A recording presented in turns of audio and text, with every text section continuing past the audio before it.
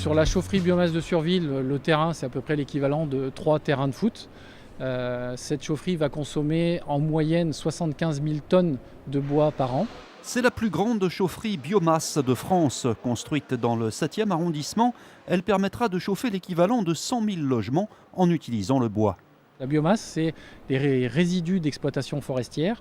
Donc c'est toutes les écorces, les branches qui ne sont pas valorisées par l'exploitation forestière, qui sont récoltées, broyées, stockées dans ce hall de stockage dans lequel nous sommes actuellement, et ensuite brûlées dans les chaudières bois. Sur le long terme, les personnes de la métropole, les citoyens de la métropole lyonnaise verront au moins le prix de la chaleur et de l'énergie être stable et parfois même baisser par certains moments.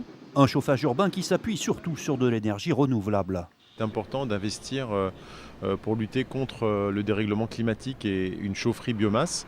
C'est une des réponses, ce n'est pas la seule. La zone de faible émission en est une, utiliser son vélo en est une, mais la chaufferie biomasse c'est une des réponses. On aura une proportion d'énergie renouvelable sur le réseau de chauffage urbain à plus de 65%. La chaufferie biomasse de Surville représente un investissement de 60 millions d'euros. Elle entrera en service en mars prochain. Cela fait maintenant 2 ans que la région Auvergne-Rhône-Alpes peut expérimenter la promotion du vaccin contre la grippe par les pharmaciens. Le CHU de Grenoble-Alpes a ainsi développé une formation pour les étudiants en pharmacie au vu des chiffres de la couverture vaccinale en baisse depuis plusieurs années. Une des raisons pour laquelle cette couverture vaccinale diminue, c'est la difficulté d'accès, c'est-à-dire qu'il faut prendre rendez-vous, aller chez le médecin, avoir une ordonnance, prendre le vaccin, retourner chez le médecin pour se faire vacciner, etc.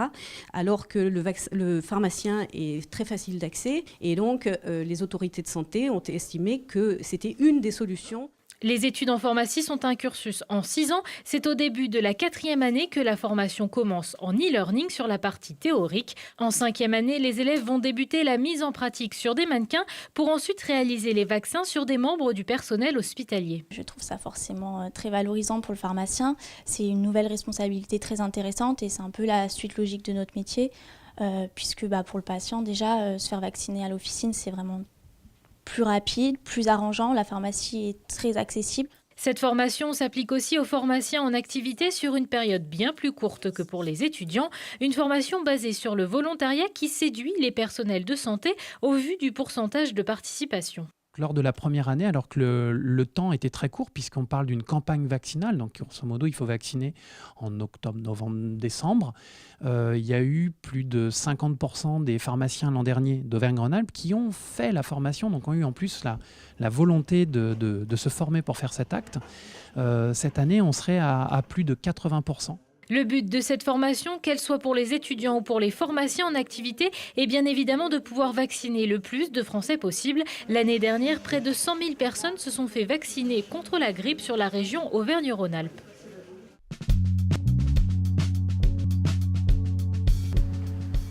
Sur la place du Breuil au Puy-en-Velay, un véritable garage automobile improvisé cette semaine. Objectif, vérifier que les réglages des phares des voitures soient corrects. Avec l'appareil, on contrôle la hauteur du faisceau lumineux des feux. S'il est trop haut ou trop bas, on corrige le réglage avec la molette à l'intérieur du phare. Un feu déréglé de 1% vers le haut suffit à multiplier par 20 le risque d'éblouissement des autres usagers. Alors ici, on enchaîne les tests. Des ampoules qui se dérèglent avec le temps ou parfois sont montées à l'envers. Près de la moitié des voitures présentées par les Auvergnats lors de cette semaine avaient un problème de réglage. L'opération Bien voir c'est être vu leur a permis une réparation gratuite. Et on fait ça chaque année en début d'hiver, parce que c'est le moment où les jours sont le plus courts et le moment où on a besoin de plus de lumière sur les voitures. Des vérifications pour la sécurité de tous. Chaque année, l'opération remporte un vif succès. La communication se fait beaucoup sur la répression, mais nous menons aussi beaucoup d'actions au quotidien, d'éducation routière, de prévention routière. Là, sur les 2 jours, plus de 250 automobilistes ont fait régler leurs phares ou vérifier qu'ils étaient bien réglés. Cet automne, des tests gratuits sont organisés partout en France. 82% des automobilistes disent croiser des voitures avec des phares mal réglés.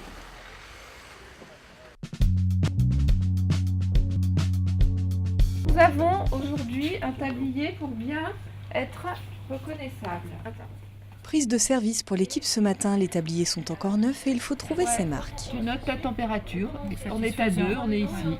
Pour la matinée, 4 coopérateurs s'affairent, prise en main de la caisse, mise en rayon, tarif, tout est à faire et à apprendre. En général, c'est jamais leur métier ou exceptionnellement, mais ils l'apprennent. C'est un nouveau métier, c'est pas très compliqué, c'est surtout du bon sens et puis l'envie d'être acteur et l'envie de participer. Le premier client arrive. Jean-Claude est l'un des 218 coopérateurs, mais aussi consommateur du supermarché.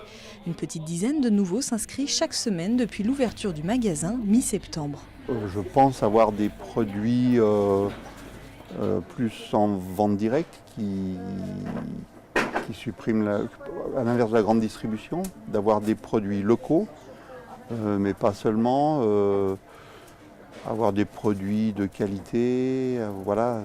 Et ça me faisait envie d'être dans un marché coopératif. Pour devenir coopérateur, chacun s'engage à l'achat de 100 € de parts sociales et à donner 3 heures de son temps par mois à la structure. Pour le moment, le supermarché de 180 mètres carrés ouvre 3 jours par semaine avec près de 500 produits. L'objectif, à l'horizon 2019, 3000 coopérateurs, un supermarché de 800 mètres carrés et des horaires plus étendus. L'intérêt, il est qu'on peut proposer des produits de meilleure qualité à des coûts moindres, à un prix inférieur que certaines enseignes, parce qu'on n'a pas de frais, notamment de frais salariaux. Et du coup, on peut proposer des produits à des prix intéressants et faire des changements de mentalité aux gens, montrer qu'il est possible de consommer d'une meilleure façon, de meilleure qualité et sans forcément se ruiner. C'est aussi un lieu de vie à Alpar. On essaye vraiment de créer une sorte de communauté entre nous pour qu'on vienne faire nos courses, mais pas uniquement. Les premiers mois sont prometteurs avec un chiffre d'affaires mensuel de 9 000 €. Il faut atteindre les 15 000 pour être à l'équilibre. Une gestion que chacun apprend petit à petit.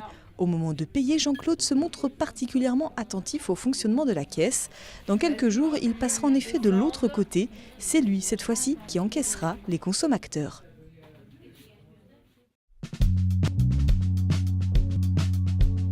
On va avoir la Malaisie, le Vietnam, le Cambodge, la Thaïlande, la Birmanie, le Bangladesh.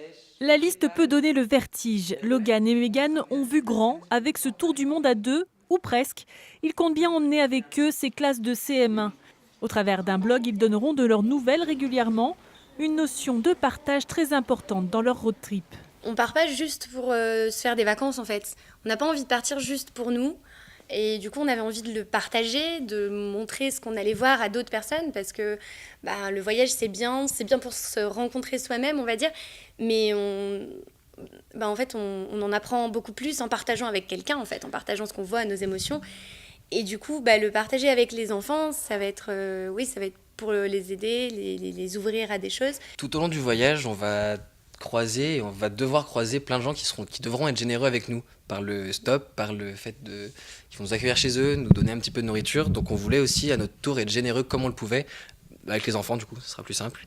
Et les enfants seront le fil rouge de leur voyage. Dans chaque pays, ils visiteront une école qu'ils feront découvrir aux petits Ligériens. Pour cette première rencontre, c'est tout le mode de vie des jeunes voyageurs qui interpellent les enfants. J'ai quoi pour l'instant? Qu'est-ce qu'on va manger pendant 2 ans? Comment vont-ils manger avec 3 € par jour? Où vont-ils dormir? Comment feront-ils s'ils sont malades? Ou tout simplement, comment iront-ils aux toilettes? Les questions se bousculent. Le projet ne manque pas de faire travailler leur imagination. À savoir comment les autres enfants ils font à l'école, comment ils vont faire pour faire tout le tour du monde, pour payer tous les tours d'avion qu'ils vont faire. Parce qu'ils vont pas avoir beaucoup d'habits, ils vont pas avoir beaucoup à manger, ils vont récupérer la nourriture des autres et ils vont essayer de dormir dans des maisons des autres. Ça va être super parce que ils vont être comme des aventuriers et tout. Le voyage n'a pas encore commencé, mais les petits sont déjà ailleurs. Leur institutrice, qui a déjà enseigné à Logan dans sa jeunesse, n'a pas hésité lorsqu'il lui a expliqué son projet.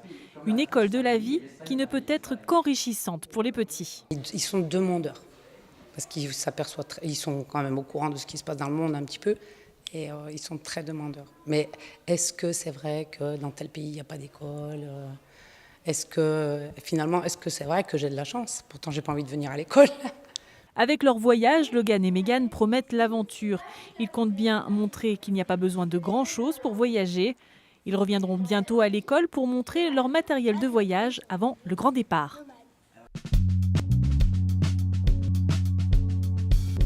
Combinaison enfilée et casque accroché, je suis prête pour tester les 700 mètres de piste du karting de Viry.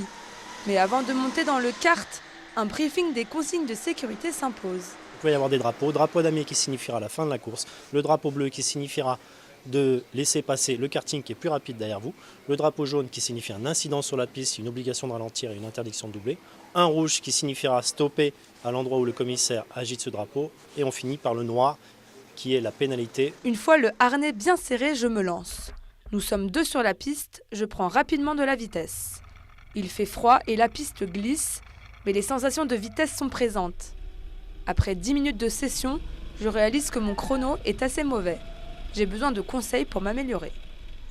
Si on veut bien réussir à faire les meilleurs temps et vraiment essayer de taquiner les meilleurs pilotes de chez nous, c'est des virages où on vient se placer à l'extérieur du virage, on vient freiner 3 à 5 mètres à l'avance du virage et on vient plonger ce qu'on appelle à l'intérieur du virage, qu'on appelle le point de corde, et on élargit au maximum. Les frissons sont garantis avec une vitesse qui tourne aux alentours de 50 km/h. À la fin de chaque session, enfants et adultes semblent conquis. C'était génial, On-Kart, la nouvelle piste, là, elle est vraiment top. Ils ont un chouette complexe avec des cartes qui marchent bien, il n'y a pas de problème. Puis surtout, ils ont un nouveau système de chronométrage qui nous permet de suivre un peu notre évolution. Donc si on veut s'améliorer, avoir un bon coup de volant, c'est sympa. C'est assez intéressant d'arriver à trouver le point où on arrive à passer le virage le plus vite possible sans que le kart parte de travers. D'essayer de perdre un minimum de vitesse, c'est vraiment amusant, quoi. C'est tout ce qu'on ne peut pas faire sur la route. La nouveauté de ce karting, les cartes électriques pour les enfants. Pour les adultes, comptez 24 € la session de 10 minutes et 16 € pour les enfants. Un petit budget certes, mais une certitude, vous sortirez du karting la tête remplie de souvenirs.